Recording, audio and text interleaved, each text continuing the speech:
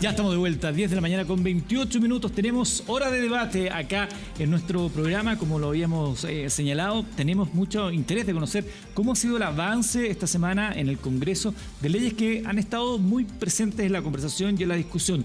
Poirot Escobedo está en el Congreso, justamente nos va a adelantar o nos va a contar cómo ha sido esta jornada legislativa, la de ayer, que terminó muy tarde, Poirot, y cuáles son las señales para el día de hoy. Gusto saludarte, buenos días a todos. Poirot.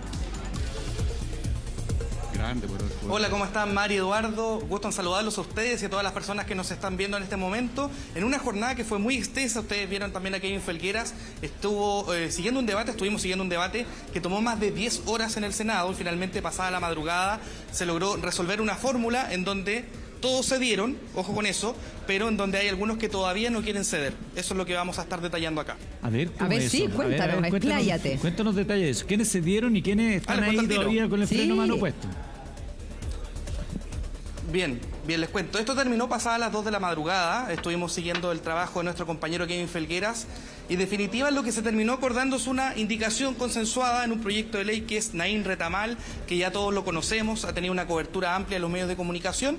Y en definitiva logró que el gobierno cediera por un lado en lo que respecta a una cosa más bien legislativa que tiene que ver con el Código de Justicia Militar. Finalmente ya no va a recaer ahí la regulación de la legítima defensa, que era lo que quería el Ejecutivo. En eso, por cierto, hay un punto para la derecha, hay que decirlo. Y por otro lado, la derecha cede del punto de vista de acotar o normar un poquito más, dar más detalle, más cuerpo a lo que es este concepto de la legítima defensa privilegiada, que, les leo textual como dice la norma, se establece el uso racional del medio, ya sea arma de servicio, cualquier otro medio empleado, en este caso en el uso legítimo de la fuerza, y también por cargo o cumplimiento de su función. Esa también es una causal.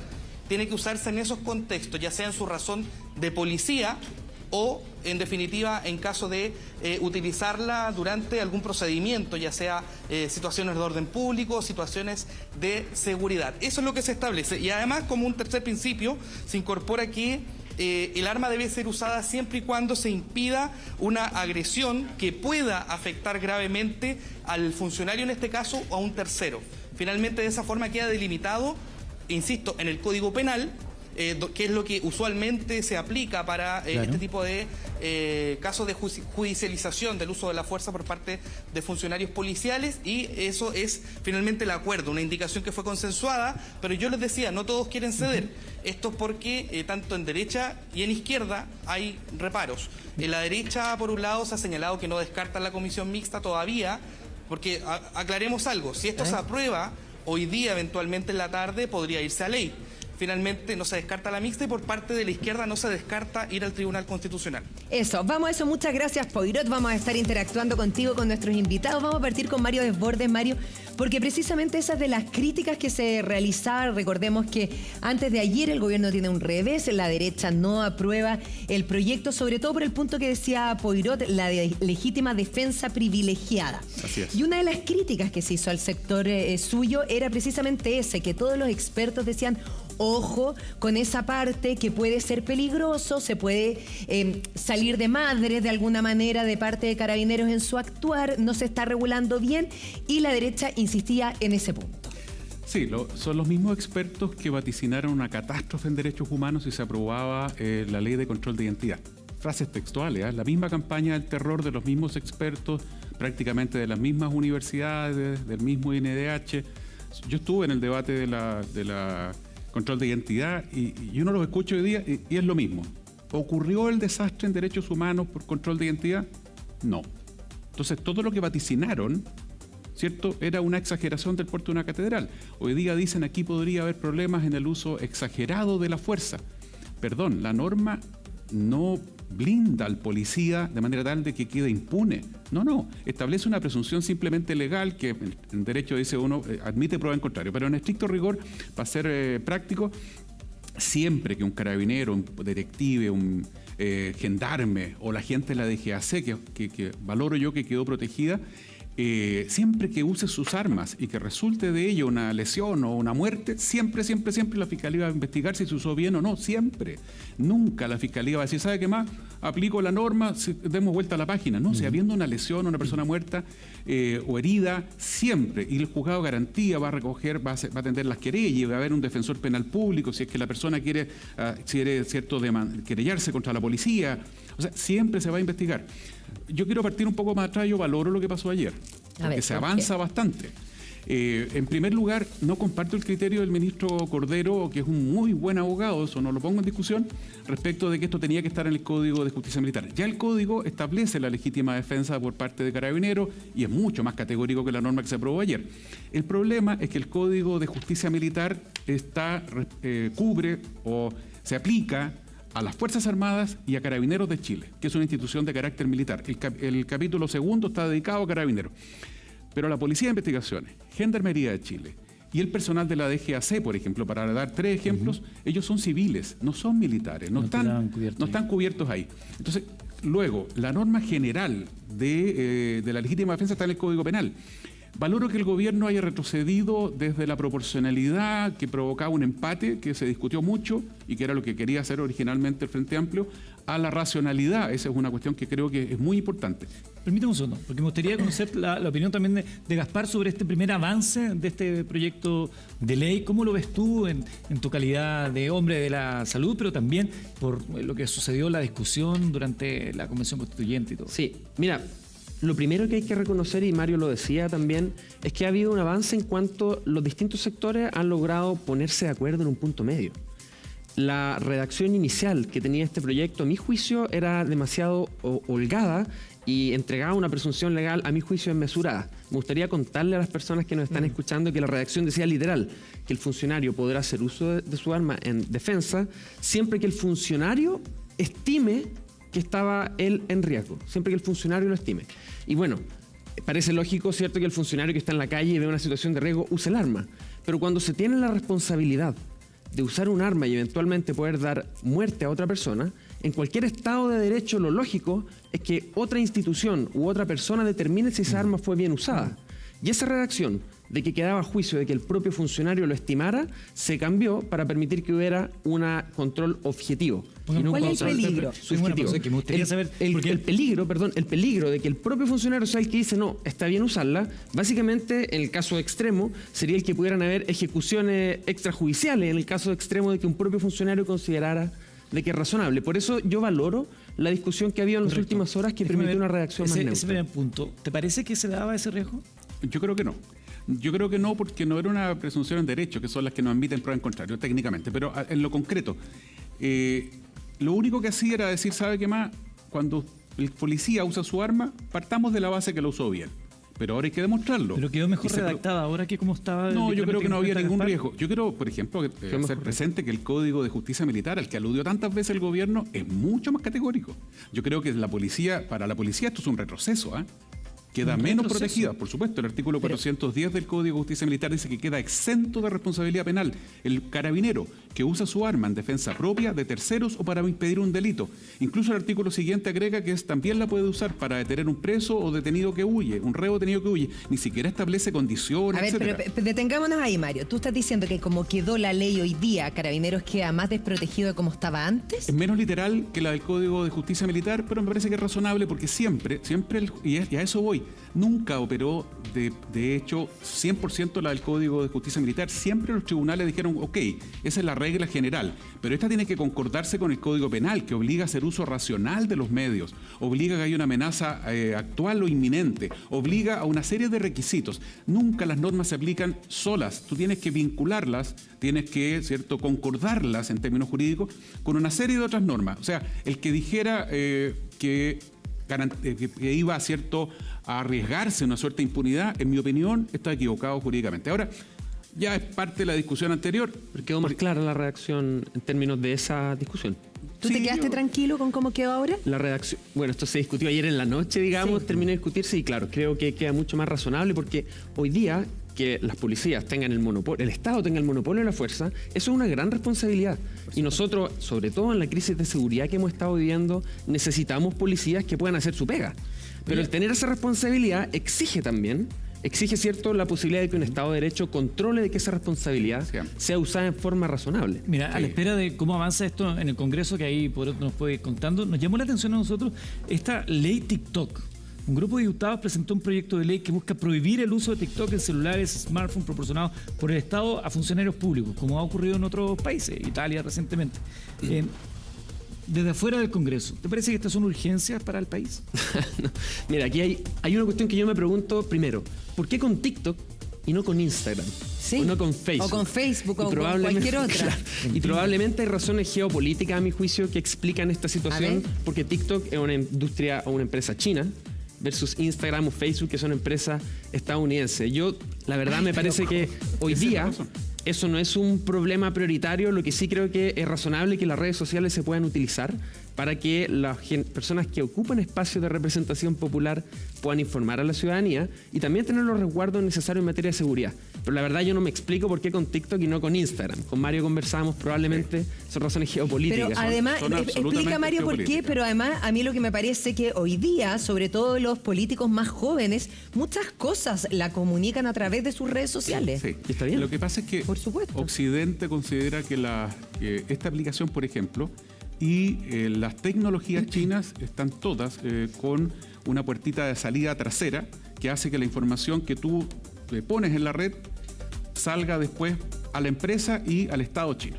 Eso es, por ejemplo, lo que pasó cuando se licitó la 5G en Chile, que en Europa hubo una polémica gigantesca, que Inglaterra se negó a que se le adjudicara a Huawei. Chile la adjudicó a Entel en alianza con Huawei.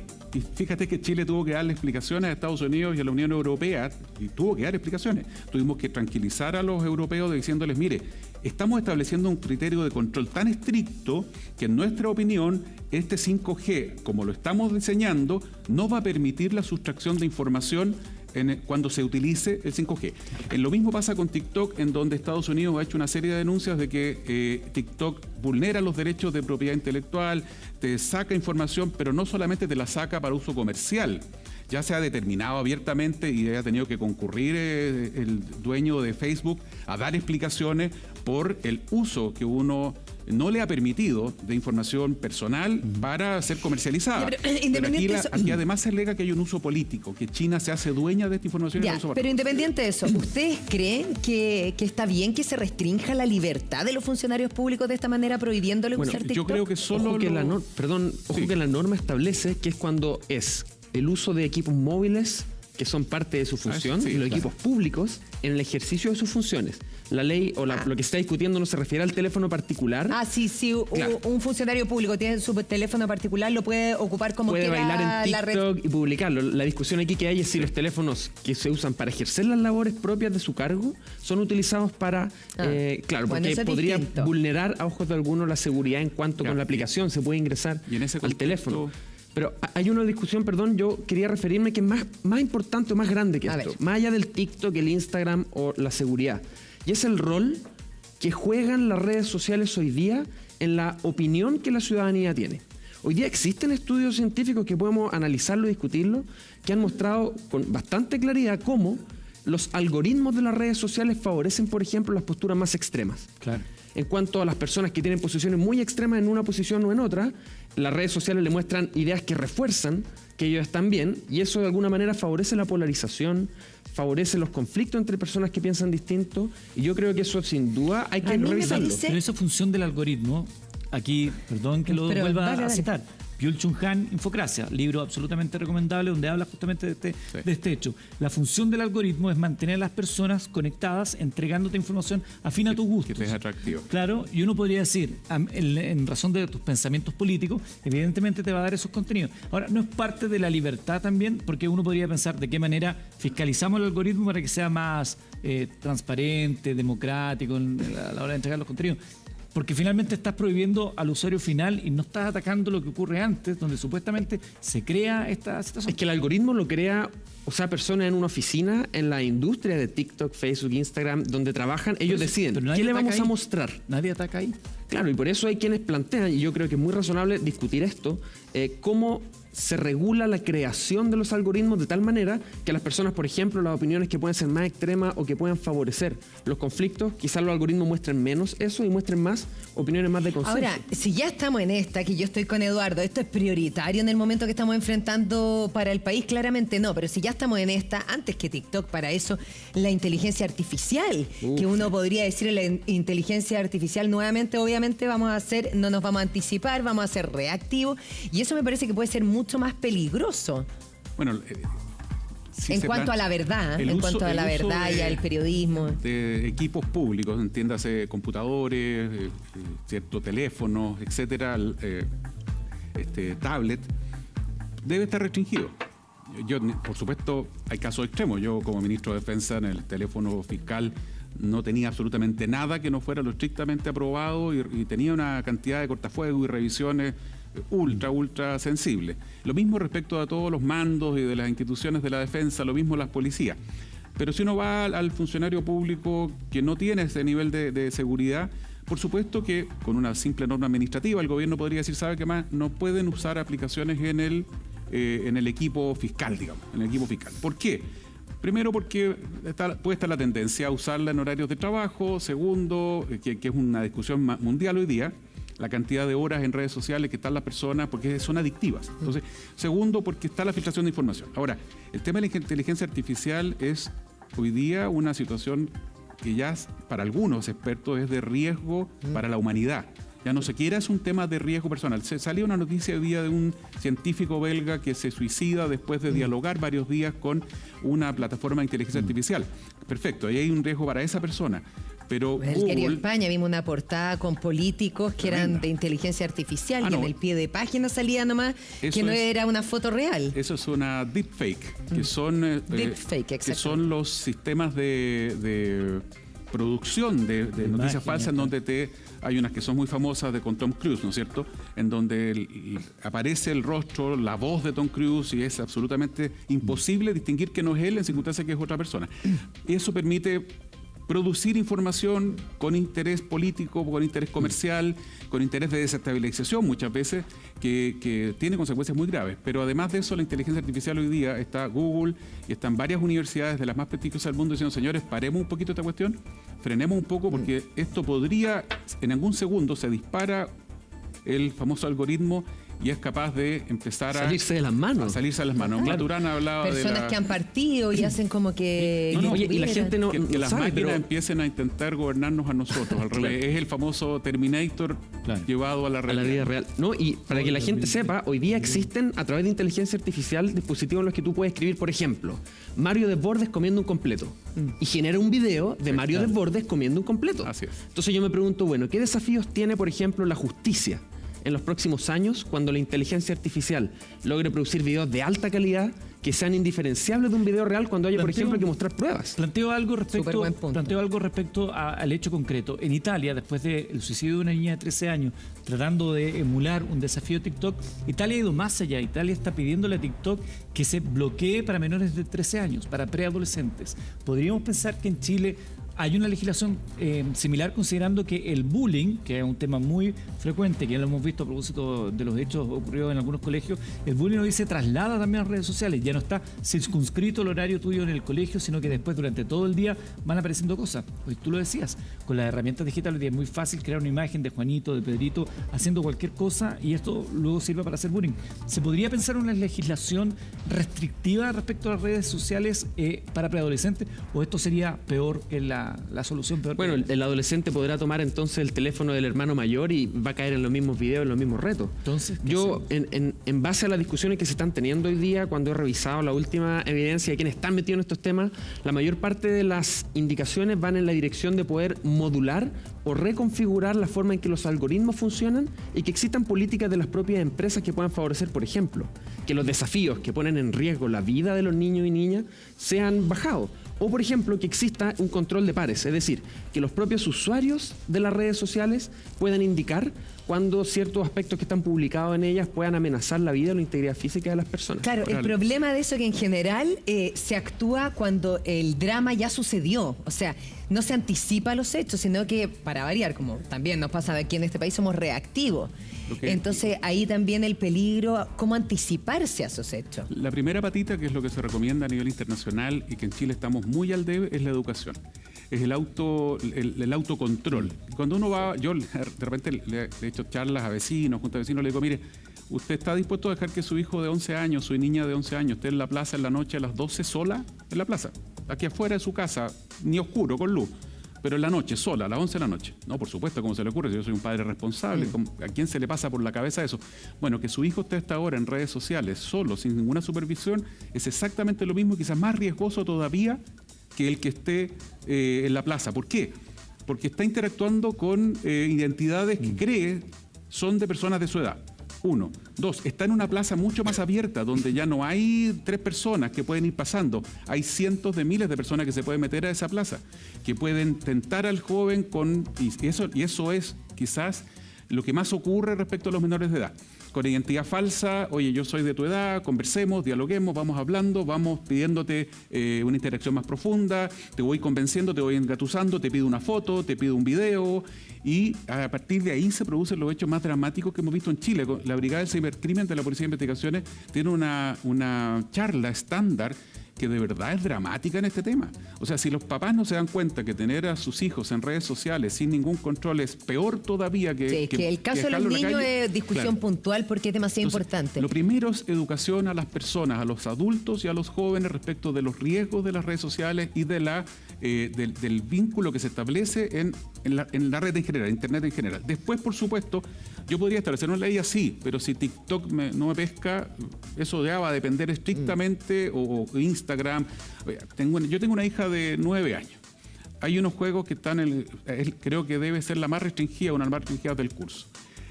Hay un juego en línea que solo le permitimos jugar con una prima y con una de sus amigas, y solo en horario muy restringido, muy estricto.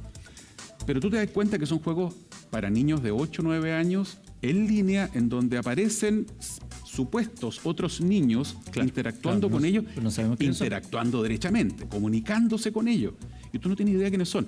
Hay otros juegos mucho más evolucionados, por supuesto mucho más desarrollados que el adolescente, en donde el adolescente ya se comunica abiertamente de tú a tú. Es que estar con una videoconferencia con el mundo entero. Con un micrófono, audífono, en tiempo real, conversando. Yo me pregunto como papá, y lo conversamos el otro día con la Mari, la edad adecuada para pasarle un celular al hijo, ¿no? Para que se mantenga conectado, porque uno dicen está que antes de los 15 no. Bueno, de los 15 claro, uno dice ya, ¿hasta dónde puedo limitar que sea solo para comunicarme? Porque también van quedando fuera a veces de las conversaciones. Bueno, ese es el problema, otros compañeros. Porque mientras damos esta discusión y ahí con la gente que dice, pucha, ¿qué le paso el celular o no a mi hijo? Si me meto. En Estados Unidos, el Congreso norteamericano llevó ahí a una declaración al director ejecutivo de TikTok, que tiene un nombre que se llama Xu Zhiqiu. Él fue interrogado el 23 de marzo a propósito de los niveles de seguridad o no que tenía TikTok, porque hay muchos informes internacionales que dicen que la información de TikTok sensible es entregada al gobierno chino. Y él lo que decía era que no era así y que TikTok ganaba o destinaba ingentes sumas de dinero en pos de la seguridad. Pero lo cierto es que mientras esas declaraciones existen, hace muy poco se conoció que, por ejemplo, una de estas robots aspiradoras que usan cámaras para guiarse por la casa captó una imagen de una dueña de casa saliendo de la ducha desnuda, y esa imagen fue a parar a las oficinas de aquellos que están controlando o trabajando en términos de esto, y esa imagen se filtró y quedó la manzana. Imagínense, ya no poder estar ni siquiera tranquilo en tu casa porque el robot aspiradora y un inescrupuloso utilizó la imagen. Entonces hay una discusión que se da ahí arriba a nivel de gobierno, Estados Unidos peleando con China, TikTok y todo lo demás, Meta por otro lado, Facebook, Instagram, pero nosotros mientras tanto los papás estamos en una cuestión así como súper rara, porque no sabemos muy bien cómo actuar, porque tú no le... Decirle al hijo que no puede ser peor, po. lo puede generar una rebeldía, ¿no?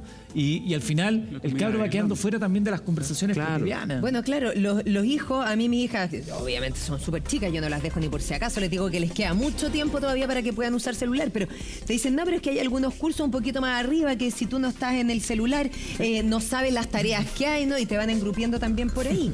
Pero fíjate que el otro día, que está aquí nuestro abogado Claudio Valdivia, nos decía, he tenido que bajar páginas de TikTok en tribunales e incluso de YouTube porque se vulneran los derechos de los niños. Sí, claro. Absolutamente. Bueno, yo quería contar que hace poco estaba evaluando a una niña en el hospital donde yo trabajo y yo le pasé unas láminas que ella tenía que reconocer las imágenes.